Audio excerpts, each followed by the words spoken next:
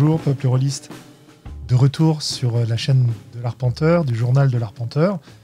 Donc, je suis Sandrone, Julien Poire, et je viens vous présenter aujourd'hui une nouvelle vidéo de jeu solo. On verra jusqu'où ça nous mènera. Mais pour commencer, on va regarder Horrific, un jeu de Frédéric Guéquière publié par Acritarch, que j'avais envie de vous présenter depuis longtemps. Comme le jeu est fourni avec un matériel très étendu, on va en profiter pour faire une vidéo un peu plus physique que d'habitude, où on pourra découvrir tous les accessoires et les aides de jeu qui nous sont fournis pour jouer à ce jeu d'horreur cosmique ou Lovecraftienne, comme on veut le présenter. Horrific est un jeu qui propose essentiellement de jouer en one-shot, en groupe, mais qui possède un mode solo à l'intérieur du bouquin, comme je vous le montrerai tout à l'heure. Le matériel de jeu fourni va nous permettre de nous lancer dans la partie quasiment sans rien connaître du jeu. Alors j'ai lu évidemment rapidement les règles à l'intérieur, j'ai eu l'occasion de jouer une ou deux parties du jeu en groupe, et donc c'est la première fois en solo, et on va voir comment le matériel nous permet de le faire. Donc on va pas voir tout le matériel, on va juste voir ce dont on a besoin pour jouer, et c'est-à-dire que j'ai déjà fait quelques choix avant de commencer la vidéo. Donc on va voir ce que ça donne, et sans plus tarder, concentrons-nous un peu sur le matériel et sur la création de la partie, la création du perso, etc. Alors, dans un premier temps, on va pouvoir déjà rassembler un petit peu le matériel. Donc, si je prends un peu en vrac là, tout ce qu'on a, vous voyez, on a des cartes de toutes sortes, des portraits, des choses comme ça. Hop. Voilà, on va se concentrer sur ceci. Le reste va nous servir un peu plus tard. Hop. Et on va jouer avec la partie qui s'appelle justement lancer la partie. Voilà, comme vous le voyez. On a donc une série de feuilles comme ça, avec différents éléments. Vous voyez, là on a quelque chose qui va être utilisé pendant la partie, normalement par le MJ. Alors aujourd'hui, évidemment, je vais me servir de tout ça moi-même. Et on a de ce côté-là de quoi lancer la partie. Donc premièrement, on nous demande de lire le pacte. Alors ce qui est sympa, c'est que tout ça est matérialisé. Et voilà, si je retrouve la carte pacte, alors vous voyez, alors ça c'est les lignes et les voiles et la carte X, bon ça peut être utile. En solo peut-être un petit peu moins. Donc là je vous la fais vraiment en direct. Ah voilà, ça doit être par là ça, non? Voilà, c'est ça, le pacte. Hop. Alors, il faut qu'on lise le pacte pour savoir quels sont les objectifs de la partie. Et quels sont les points à respecter pour pouvoir jouer ensemble ou pour pouvoir jouer dans le canon du jeu, je suppose, puisque je joue moi de toute façon tout seul ce soir. Alors, collaborer pour créer un récit horrifique. Ok. Jouer pour voir comment les personnages vont inexorablement plonger dans l'horreur. Donc ça, c'est un point important. Hein. Ça nous indique bien que, écoutez, les personnages n'ont pas un destin très enviable. On est vraiment dans une histoire d'horreur, donc il y a toute une mécanique d'épilogue, de devenir des personnages, etc., qu'on pourra découvrir à la fin de la partie. En tout cas, une chose est sûre, ça va pas bien se passer. Peigner un monde sombre, inquiétant et au bord de la folie. Bon, on devrait y arriver.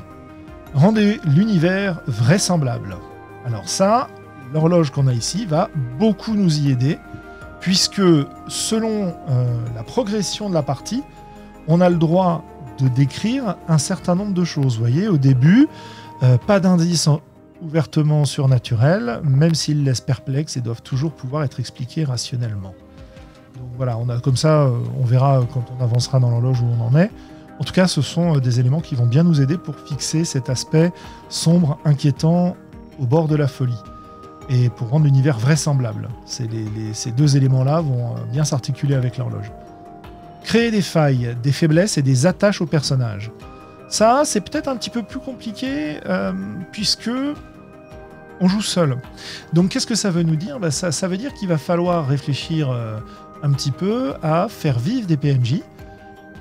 C'est ce qui est prévu dans le mode solo, où on nous dit de créer plusieurs PNJ en plus du personnage principal. On va voir comment on va s'en sortir.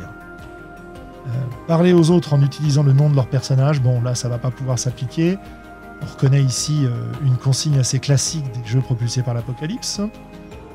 Faire agir votre PJ en cohérence avec son caractère, son occupation et ses liens, donc ça c'est des choses qu'on va définir. Respecter l'avancement de l'horloge.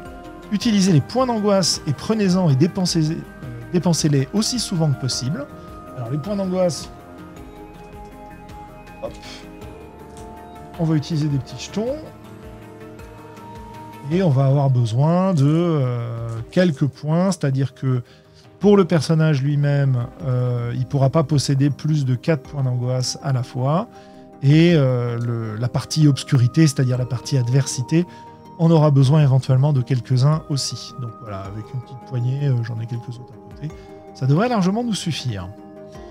Et veiller à ce que tout le monde passe un bon moment, pas de soucis. De toute façon, si on s'ennuie, eh ben on s'arrêtera. Il n'y a pas de souci, mais j'ai peu de doutes là-dessus. Vous m'avez peut-être entendu dire souvent, si vous avez écouté Les Voix d'Altaïr, donc le podcast qu'on faisait avec une joyeuse bande jusqu'à il y a 2 ans à peu près, que Cthulhu, c'était vraiment pas mon truc. Que les jeux d'enquête, c'était pas mon truc non plus. Et que je préférais raconter des histoires, m'incarner dans le personnage, etc. Horrifique a l'avantage de ne pas être un jeu qu'on joue avec un scénario prédéfini. Et comme on joue pas avec un scénario prédéfini, moi en général ça me va bien parce que j'ai pas l'impression d'être idiot à pas trouver les indices de l'enquête, que ce soit ma faute ou pas, hein, peu importe, j'aime pas trop faire d'efforts pour ça. C'est pas ce qui me plaît le plus.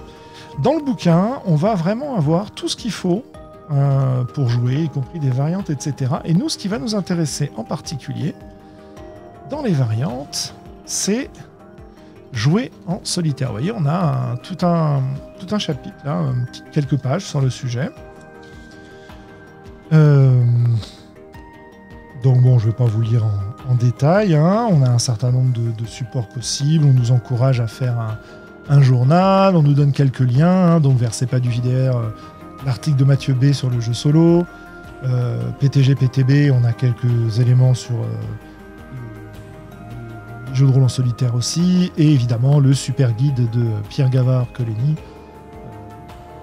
Petit guide du jeu de rôle en solo qui nous est toujours extrêmement utile. Hop.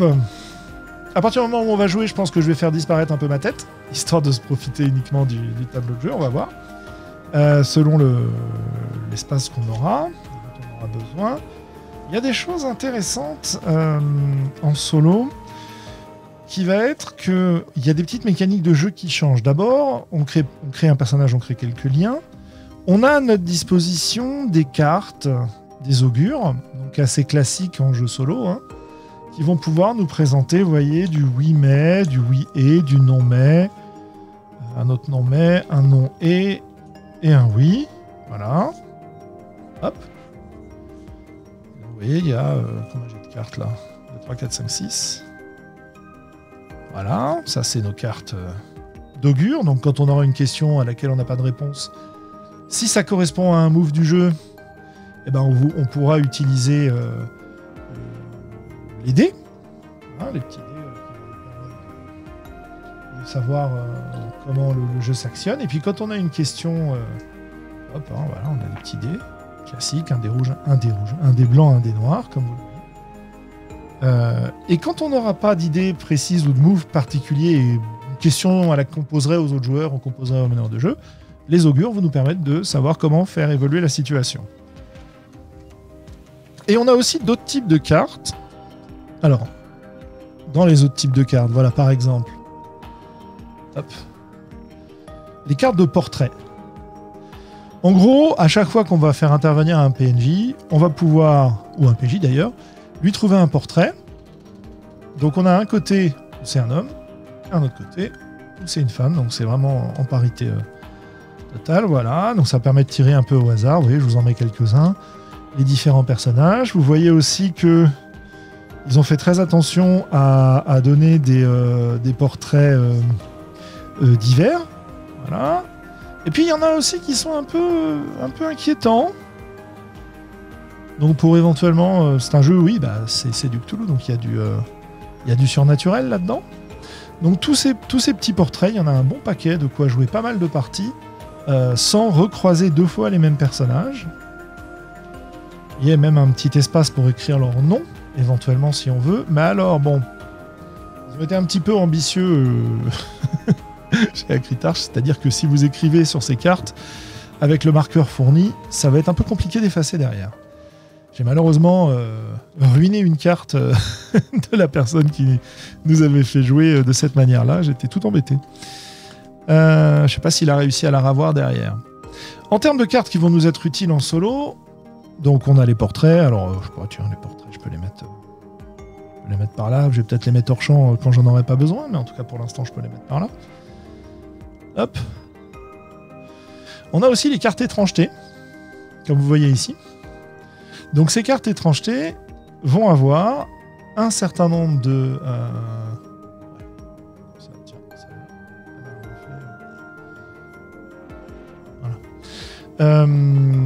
différents comportements, j'allais dire, ça c'est la première catégorie, différentes catégories, pardon, qui vont nous permettre de choisir des éléments aléatoires à la manière d'une table aléatoire, mais sous forme de cartes. Donc ça marche évidemment très bien, et ça va nous permettre de nous inspirer quand on va avoir des nouvelles scènes, des genres de choses. Ça peut être tiré au début d'une scène, ça peut être tiré quand on ne sait pas trop ce qui se passe, toujours pareil.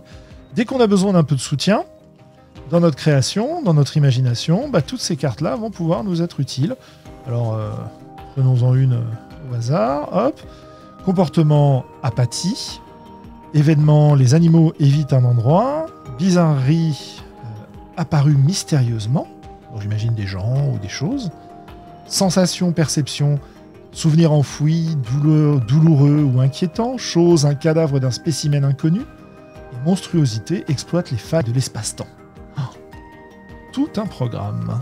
Ça va nous être bien utile aussi.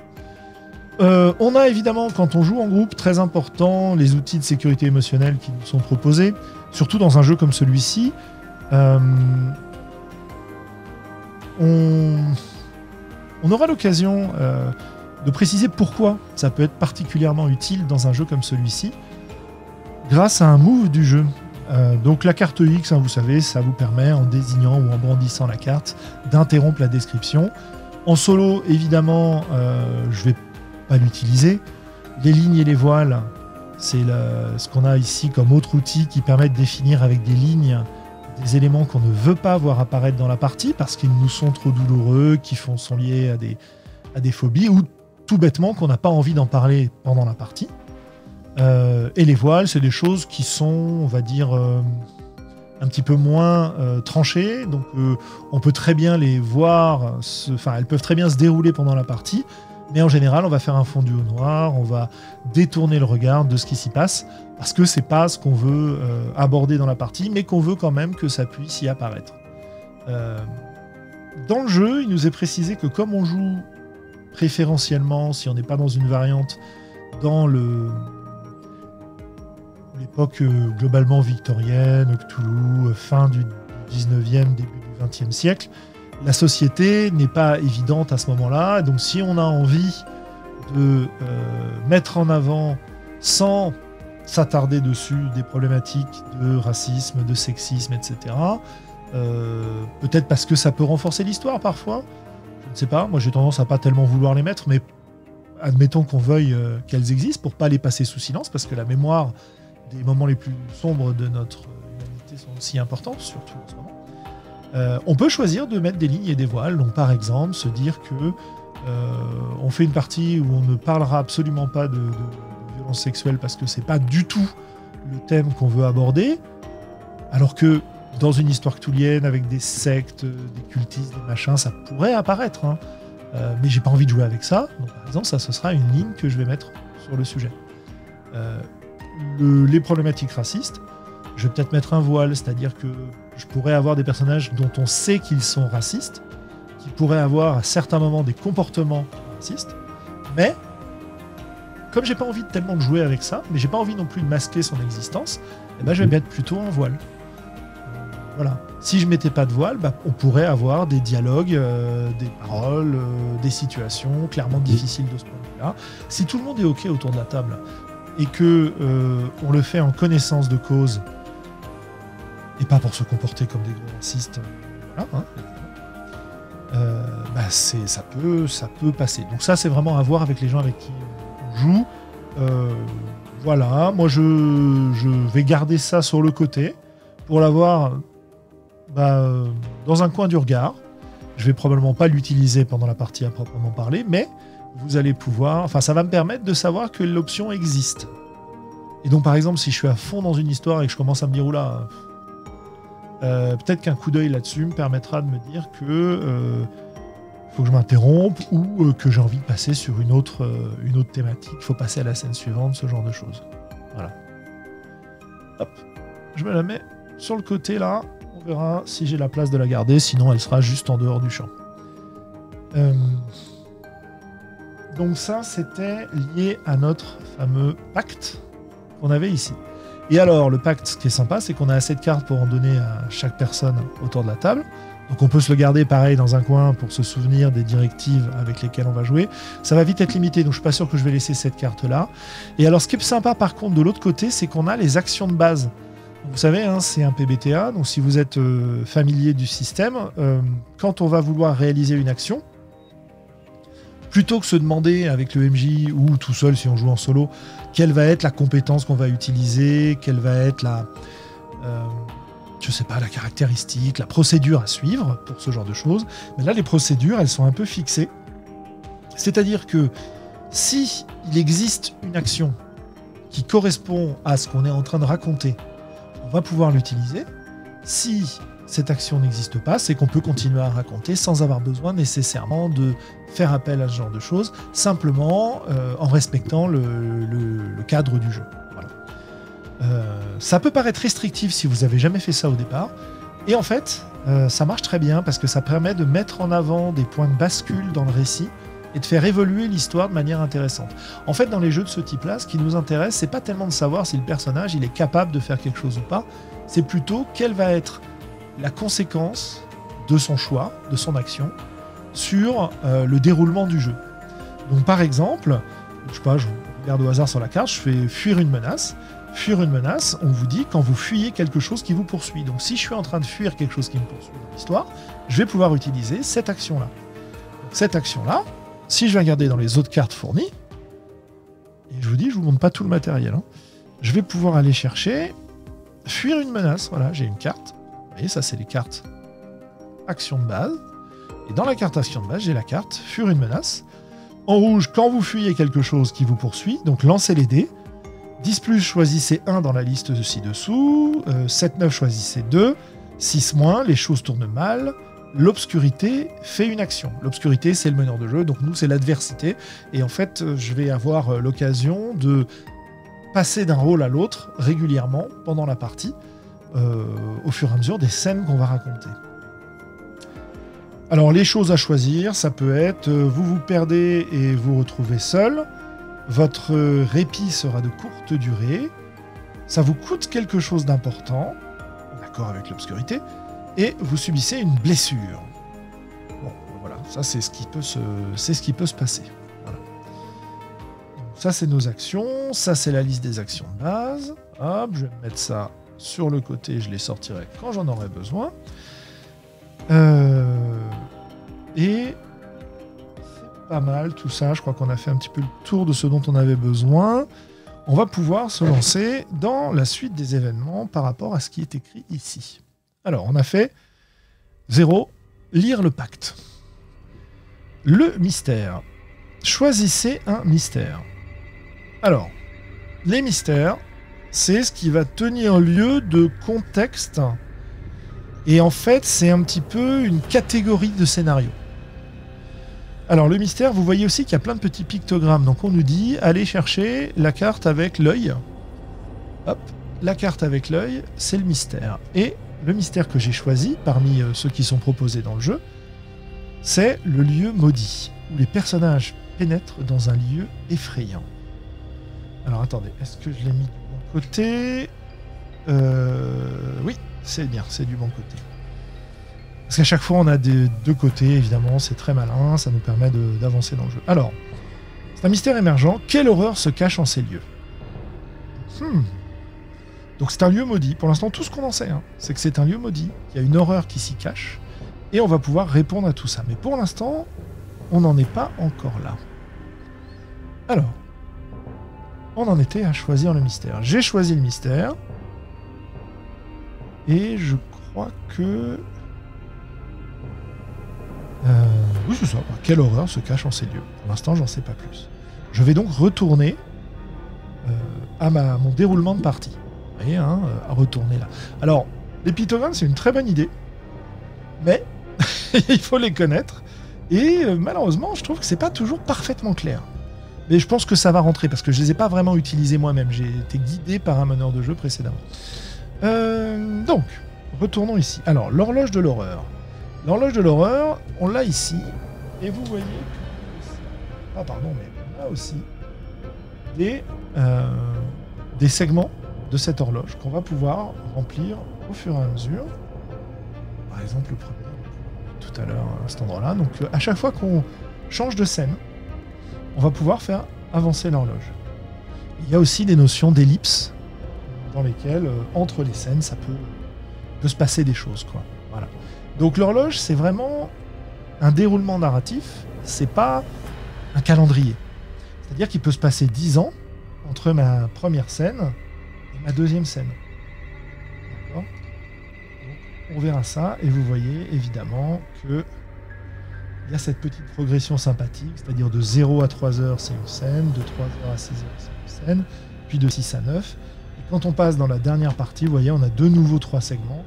Et pour nous indiquer l'accélération de l'intrigue, de l'horreur, on aura ça. Et évidemment, on a les faits et découvertes, donc je vous disais tout à l'heure, des règles à respecter quand on est dans la partie de 0 à 9 heures, puis quand on est dans la partie de 9 heures à 12 heures.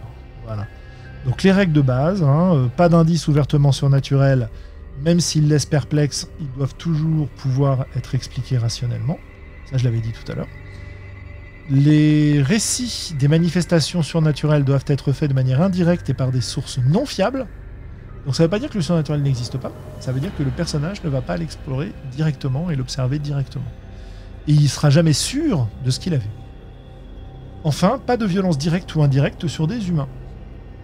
Cadavres, corps mutilés, etc. Voilà, on est vraiment dans la première partie du développement du mystère, la première partie d'une nouvelle d'horreur ou d'un film, et les choses ne sont pas encore déployées. On est dans une ambiance inquiétante, étrange, mais l'horreur n'est pas encore apparue. Et puis évidemment, alors on découvrira ça à ce moment-là du jeu, les choses vont bien sûr empirer par la suite. Les points d'angoisse. Inspirés de la bile de Libreté. Ces petits jetons. Lorsque, en tant que joueur, je considère que mon personnage est en train de vivre quelque chose d'angoissant, de terrible, qui le met mal à l'aise, je vais pouvoir me saisir d'un point d'angoisse et le remettre sur sa fiche de perso. Ces points, je vais pouvoir ensuite les dépenser pour améliorer des actions. Quand je les dépense, je les donne à l'obscurité qui va pouvoir, en tout cas le premier, qui va pouvoir les utiliser pour déclencher des choses dans le jeu, des rebondissements, des actions, des choses inquiétantes, etc. etc. Donc il y a une petite économie comme ça qui circule. Et si jamais je déborde d'angoisse, je vais pouvoir faire un move particulier, une action de base particulière, qui va me permettre de savoir comment mon personnage réagit à tout ça. Et ça va être une méthode que je trouve beaucoup plus élégante et beaucoup plus intéressante que la plongée dans la folie avec la santé mentale des personnages de l'Appel de Cthulhu. Ici, on verra comment on l'utilise. Enfin, c'est assez sympa, quoi. Et donc, je répète, hein, ce qui est important, c'est pas tellement que le meneur de jeu décrive une situation horrible et qu'ils disent, bah voilà, fais-moi un jet de santé mentale, voilà, affronte l'horreur, je ne sais quoi, et on va voir si tu vas gagner ou pas ces petits points. Mais c'est plutôt, moi je suis en train de jouer, on décrit quelque chose, et puis il se trouve que je considère que ça touche mon personnage, je peux prendre ceci. Et il y a des effets qui sont assez sympas, comme par exemple le fait que ça permet de manifester autrement que verbalement la peur et l'état d'esprit de notre personnage.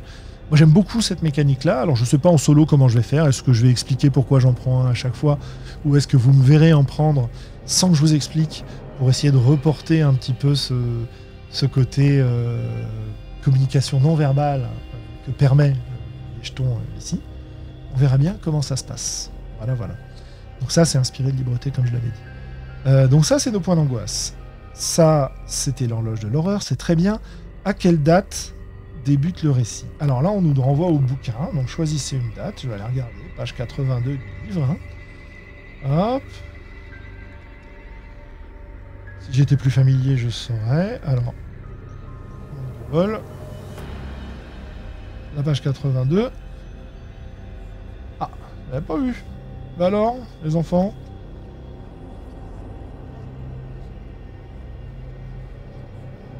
Ah oui? Choisissez une date. En fait, c'est pas 82. Alors attendez, on va voir dans le chapitre. Hop, c'est avant. Déroulement d'une partie, parce qu'évidemment,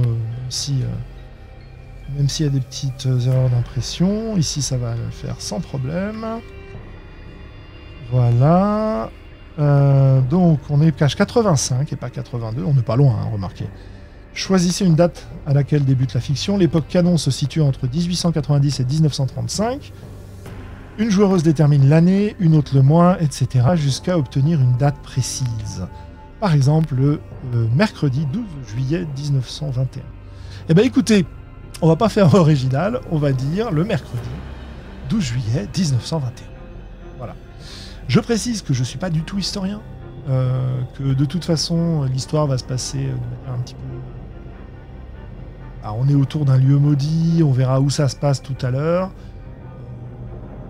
La grande histoire autour n'est pas ce qui va nous passionner le plus. Voilà. Donc disons que nous commençons le 12 juillet 1921.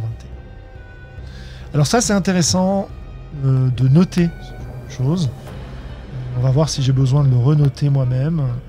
Ça va nous permettre de gérer les ellipses de manière assez intéressante. Par exemple, si on fait une ellipse de 10 ans, bah, c'est intéressant de voir comment le monde a changé entre 1921 et 1931.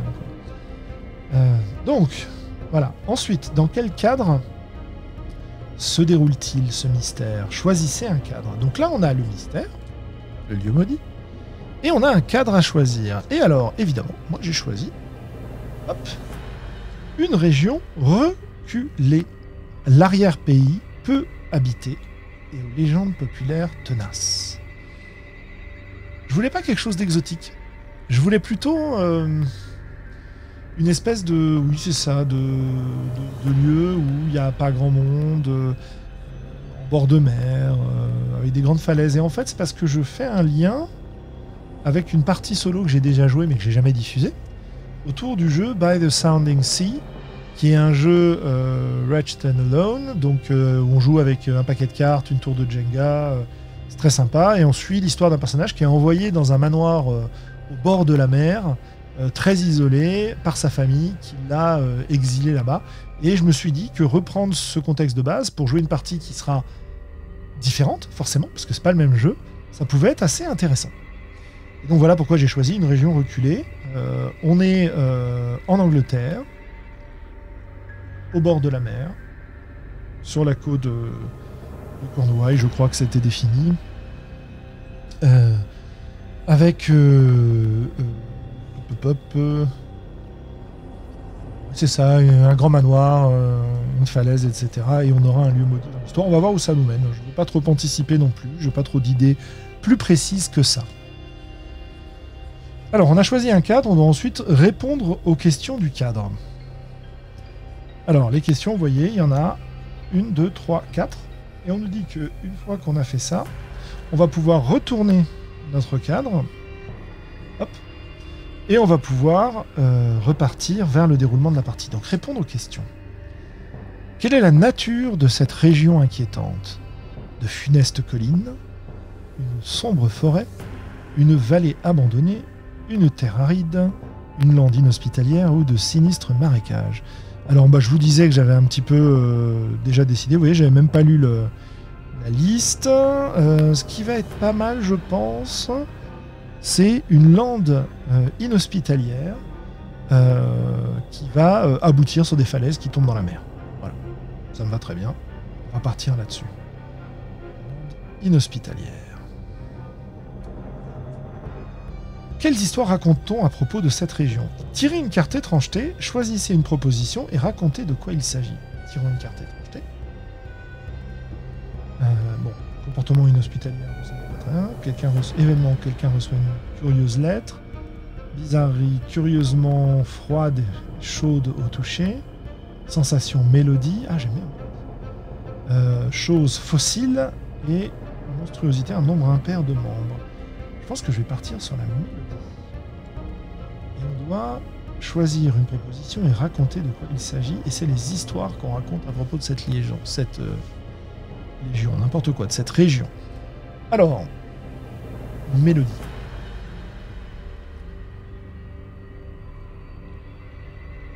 Dans cette lande au bout des terres, au bord de l'océan, on entend parfois, certaines nuits, résonner la mélodie d'une flûte. Les habitants racontent qu'il s'agirait de fantômes, d'ancêtres, de fées peut-être, qui habiteraient le pays depuis bien plus longtemps, bien avant que les chrétiens n'arrivent sur ces terres. Et qu'à chaque fois que cette mélodie résonne, il se passe quelque chose. C'est l'ancien temps qui appelle le nouveau. Et que dans les brumes qui recouvrent les landes, peuvent parfois se perdre ou sortir des choses étranges. Ça nous ira très bien. Hop. Troisièmement, quelle impression avez-vous ressenti en arrivant ici? Un fond de mélancolie, un vertige passager, un étrange calme, un sentiment de déjà-vu, un frisson irrépressible, une présence indéfinissable. Eh bien, écoute, j'en sais rien. On va tirer ça au dé. 4, un sentiment de déjà-vu. Ah, c'est intéressant. Donc, récapitulons. Nous avons donc une région reculée, une lande parfois couverte de brume qui tombe dans l'océan sur des falaises, peut-être des falaises de craie blanche. Dans la lande, on entend parfois des accords, des airs de flûte, qui seraient une résurgence de l'ancien temps et des anciennes créatures qui habitaient là avant la chrétienté. Les légendes disent que des gens se perdent dans les brumes et que parfois des gens en sortent. Et très bizarrement, lorsque notre personnage qu'on n'a pas encore défini arrive sur place, ce qu'il a ressenti, c'est un sentiment de déjà-vu. Quatrièmement, comment s'appelle la ville la plus proche et comment êtes-vous arrivé jusqu'ici? Je pense que la ville la plus proche va s'appeler Whitehall et que on est arrivé à Whitehall, on est en 1921. On est probablement arrivé à Whitehall par le train. Voilà, un petit train tirant quelques wagons. Il doit y avoir 2 trains par jour qui arrivent jusque-là et Whitehall, ça doit être le terminus de ce train-là, peut-être. Ou alors peut-être que le train fait une boucle et qu'en tout cas, c'est le lien le plus proche avec la civilisation. Et donc, nous avons notre région reculée. Ça, c'est les règles qu'on va pouvoir utiliser pour jouer avec cette région reculée. Alors, vous voyez, tout de suite, j'ai plus assez de place pour jouer. Alors, on va mettre ma région reculée ici. Le lieu maudit, on en aura besoin aussi. Lancer la partie. Alors, on en était où? Le cadre, c'est fait. Répondez aux questions du cadre, c'est fait. Ensuite, choisissez la nature du mystère. Alors, la nature du mystère. Autour de quel lieu se concentre le mystère? Choisissez un lieu figurant sur la carte cadre. On a nos lieux ici. Et on va pouvoir choisir un lieu dans cela pour savoir où se passe notre mystère. Alors, nous avons une forêt clairière, une maison isolée, une cabane, un monument païen ou des ruines, un hameau, un campement, lac, rivière, habitants de locaux vivant en autarcie, habitat de locaux vivant en autarcie, grotte, ancienne mine, colline, gouffre et un lieu impie. Ah, oui, ce lieu-là n'est pas encore disponible parce qu'on nous dit ce qui est en rouge, c'est quand notre horloge a dépassé 9 heures, donc on est dans les premiers.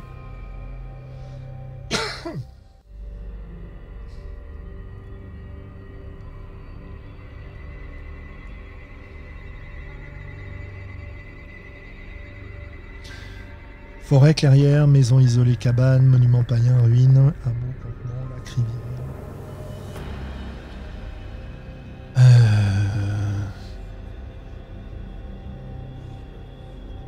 lieu maudit. Alors là, j'hésite. Le monument païen, c'est bien. C'est toujours sympa. Le lac, c'est sympa aussi.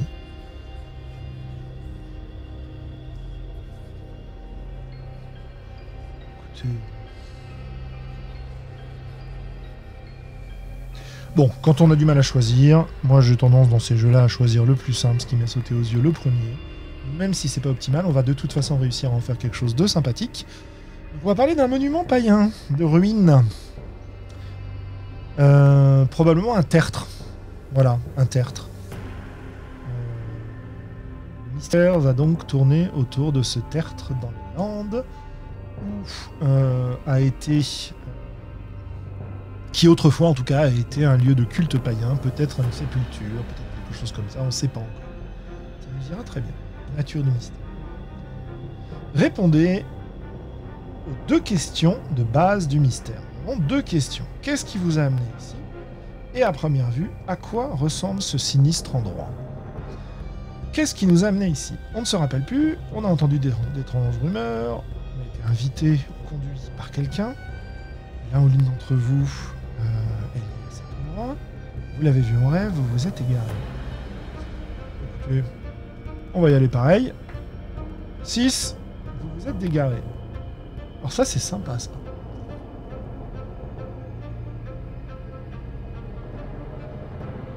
Qu'est-ce que ça veut dire exactement?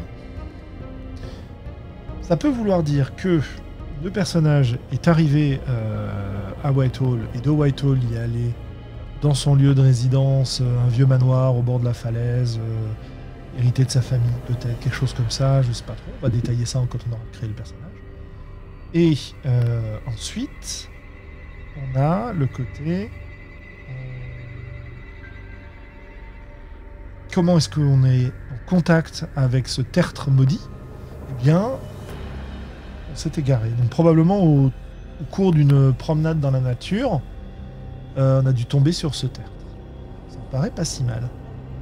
Et à première vue, à quoi ressemble ce sinistre endroit? J'imagine qu'un voyageur qui approche le tertre doit tomber sur, dans un premier temps, un endroit dépourvu d'arbres et de végétation, alors qu'autour doit y avoir une forêt. Non, on a dit des landes. Donc autour, on a quelques plantes et on arrive sur un endroit où même les lichens, même les bruyères, les quelques plantes qui poussent sur place ne poussent pas. On a de la pierre. Et probablement une pierre qui est un peu différente de ce qu'il y a autour. J'imagine bien des pierres noires, un peu comme de l'obsidienne, des silex, des choses comme ça.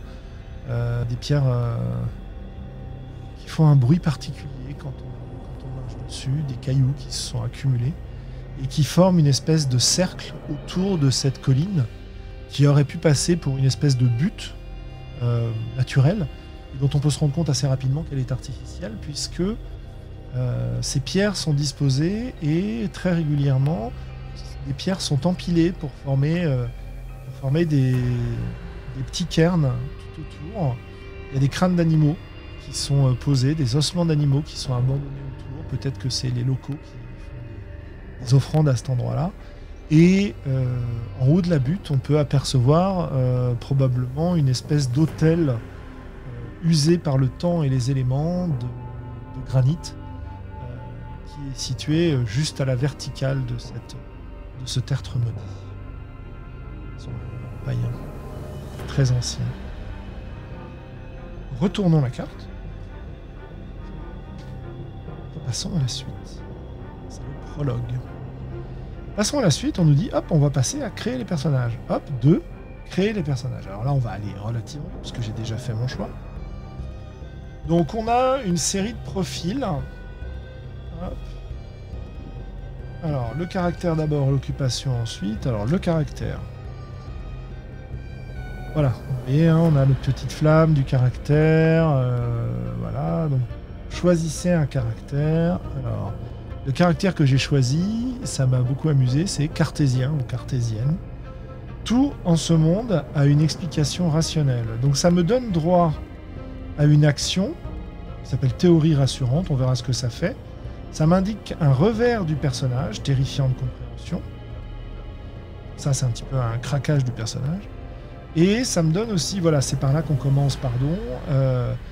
Il faut choisir un prénom, féminin ou masculin, et définir des liens. Voilà, c'est ça, on va suivre au fur et à mesure.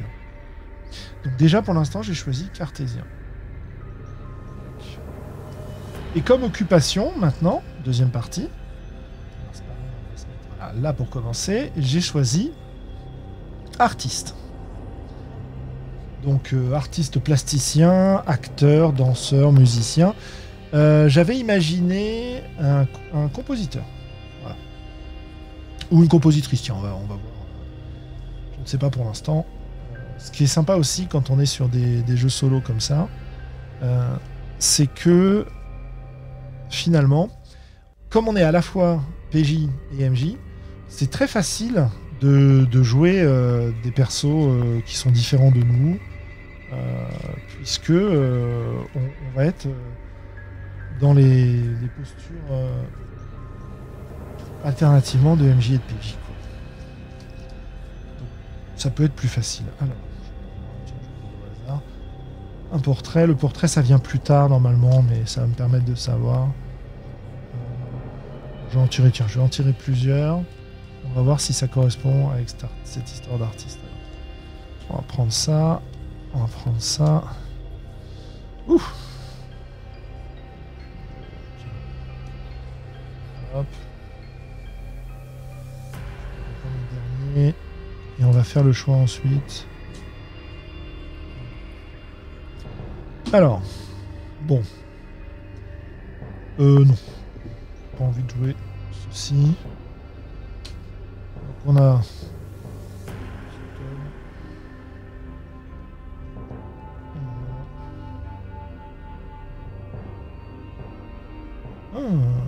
donc compositeur, compositrice qui arrive sur cette falaise.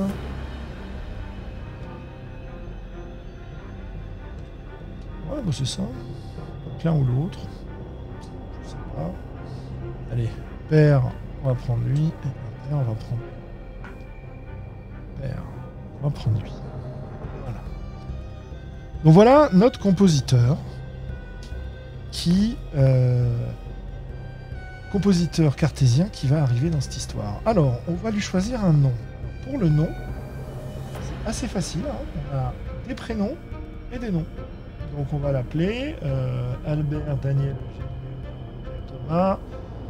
Albert, Daniel, Eugène, Léonard, Robert, Thomas. On va dire 5, ça fait Robert. Non, pardon, ça fait 4, 5, 6. Ça fait Eugène. Ah, Eugène, c'est Eugène. Et son nom de famille, Allen. Eugène Allen. Il va falloir que je commence à prendre des notes pour me souvenir de tout ça. Donc, Eugène Allen, qui est notre artiste, compositeur, cartésien, qui s'est rendu sur place. Nous devons ensuite lui choisir une possession parmi les 3 proposés.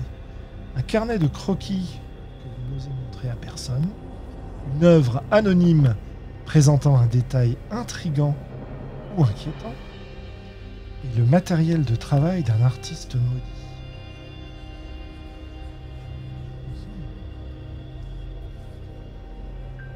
Je pense que je vais partir sur le carnet de croquis en modifiant un petit peu les choses. C'est un carnet de composition, c'est un carnet de musique que Eugène Allen n'a montré jusque-là à personne. Nous avons le portrait, l'âge. Quel âge il a notre Eugène? C'est jeune. Peut-être 25 ans. Voilà. Et on va créer des liens. Alors pour créer des liens, hop, on va prendre 3 portraits. 1, 2.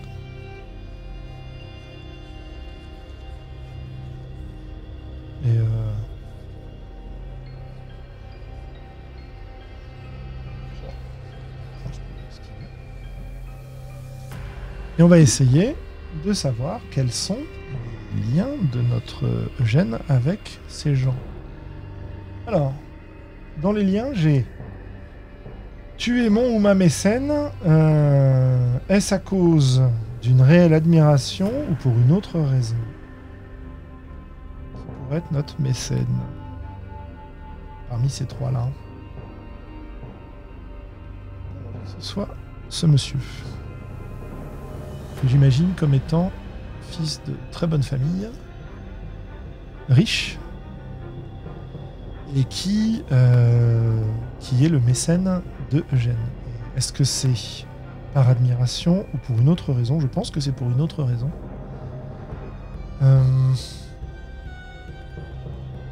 Probablement pour gagner du statut social. C'est-à-dire pour pouvoir se comporter en mécène, montrer qu'on a de l'argent, etc. Probablement à Londres, c'est important. Et notre jeune de bonne famille est dans cette idée. Ensuite, tu es un fervent admiratrice. Qu'est-ce qui te fascine le plus dans mes œuvres? Alors prenons cette dame. C'est une fervente admiratrice du travail d'Eugène. Qu'est-ce qui la fascine? Qu'est-ce qui la fascine? C'est une bonne question.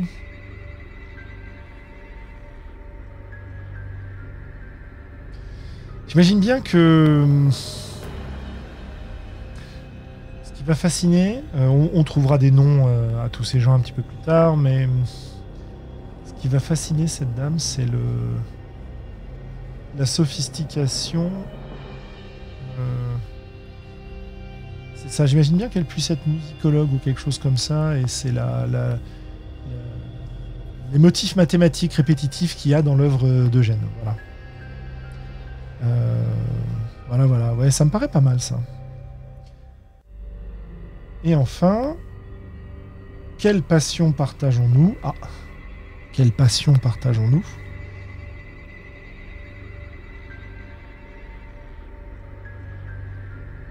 Peut-être... Alors j'hésite entre des choses comme le théâtre, l'œuvre d'un auteur important ou d'une actrice importante, ce genre de choses, ou peut-être le jeu. Le jeu.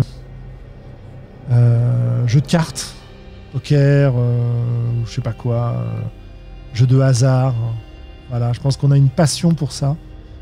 Ça doit être une jeune femme de bonne famille. Ou peut-être pas d'ailleurs.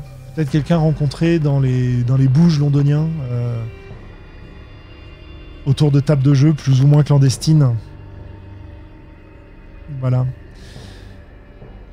On aura l'occasion d'en reparler sûrement, puisque ces personnages, le but du jeu, c'est de les faire réintervenir pendant l'histoire, hein, tout simplement. Action des PJ. Alors, une fois qu'on a fait ses choix, oui, on a nos différentes actions. Donc, avec toutes les règles qui vont avec. Donc, on a action œuvre expiatoire, action sensibilité artistique et action théorie rassurante et le revers. Donc ça, c'est ce qui va être vraiment des capacités du personnage, quoi. C'est l'équivalent des playbooks, avec ses capacités particulières. Prenez le temps de lire vos actions, on verra ça plus tard, et lancez le prologue. Et pour le prologue, répondez aux questions caractère, occupation sur notre carte mystère. Prologue, c'est par ici. Caractère, occupation. L'histoire commence alors que vous arrivez ensemble face au lieu maudit. Et donc je vais regarder quel détail de ce lieu maudit te semble tout à fait incohérent pour le caractère. Je pense que ce qui va sembler particulièrement incohérent à Eugène en arrivant face à ce tertre, avec cet hôtel païen au-dessus, ce qui va probablement le marquer et lui paraître complètement incohérent, c'est la nature des pierres qui sont disposées autour du tertre. Je parlais tout à l'heure d'obsidienne, de silex, etc. L'obsidienne, c'est une roche volcanique, et il se trouve qu'il n'y a pas d'activité volcanique dans la région, et donc c'est quelqu'un qui a ramené de l'obsidienne d'ailleurs pour la disposer autour, et il est très possible que ça rappelle à Eugène un article qu'il a pu lire dans une revue d'explorateurs, de géographes, etc., et ces pierres semblent venir de très très loin. Peut-être qu'il y a des cristaux de sel noir qui est censé venir d'Hawaï. Peut-être que c'est mélangé à des pierres comme ça qui semblent venir de très très loin. C'est ça qui est complètement incohérent. C'est pourquoi est-ce que sur un lieu antique se trouveraient des pierres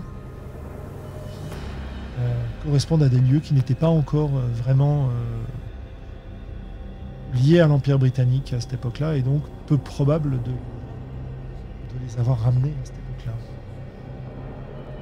On est toujours avant 9h, donc ça ne doit pas être surnaturel, c'est vraiment juste incohérent, étrange. Et d'autre part, la deuxième chose qui peut paraître incohérente, c'est que ça ne correspond pas aux cultures locales antiques, celtes notamment, découvertes sur place. Voilà. Par les archéologues. Ensuite, nous sommes artistes. Quel aspect esthétique de cet endroit trouves-tu curieusement fascinant ?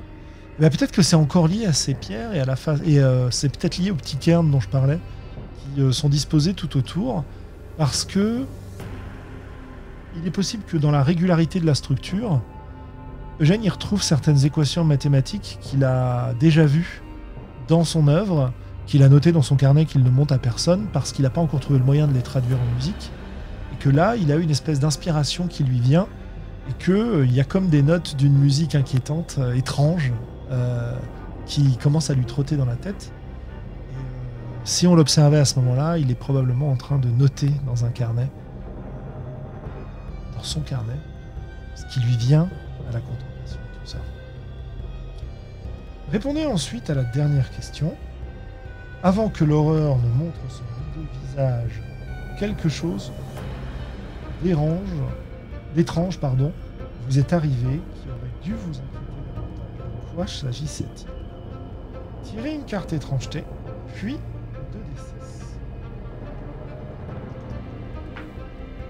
Ça fait 8. Ah pardon. Ça fait 4. L'obscurité choisit un élément sur la carte et rapporte. Là, ça change pas grand-chose. De toute façon, c'est...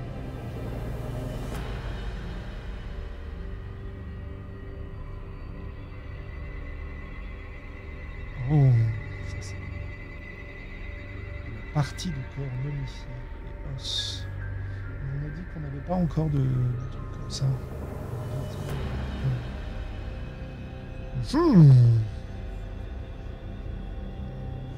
C'est ça, la chose qui aurait dû nous inquiéter en s'approchant du tertre, c'est l'étrange grattement qui semblait venir de sous cet endroit. Un grattement que Gênes a pris pour soit les bruits d'un animal, soit quelques pierres qui s'effondraient, mais qui était étrangement rythmique, comme faisant partie de cette musique étrange qui semble être inscrite dans le paysage. Et l'obscurité lance la première scène. Écoutez, on a posé le cadre, et la première scène, ce sera pour le prochain épisode. À très bientôt.